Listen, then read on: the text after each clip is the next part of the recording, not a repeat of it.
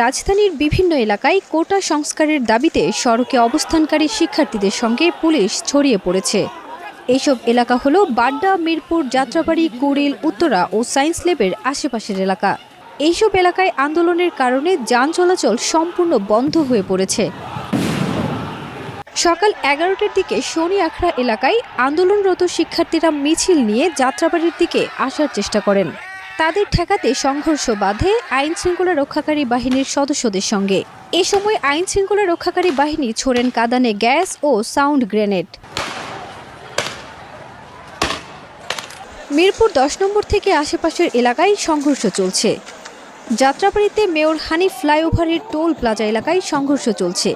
এই সংঘর্ষ শনি আখড়া থেকে যাত্রাবাড়ি পর্যন্ত ছড়িয়ে পড়েছে। এইদিকে রাজধানীর প্রগতি সরণি গেটের সামনে থেকে নর্দা, নতুন বাজার পর্যন্ত আন্দোলন করছেন বিভিন্ন বিশ্ববিদ্যালয়ের আন্দোলনকারী শিক্ষার্থীরা। এই সময় প্রগতি সরণি সড়ক দখলে নেওয়ার চেষ্টা করছেন কয়েকশো শিক্ষার্থী। পুলিশও তাদের ঠেকাতে সাউন্ড গ্রেনেড ছুড়ছে। সায়েন্স ল্যাবরেটরি এলাকাতেও কোটা আন্দোলনকারী ও পুলিশের মধ্যে সংঘর্ষ চলছে। এই সময় পুলিশ তাদের দিকে সাউন্ড গ্রেনেড ছুড়ছে। আন্দোলনকারী শিক্ষার্থীরাও পুলিশকে লক্ষ্য করে ছুটছে ইট পাটকেল।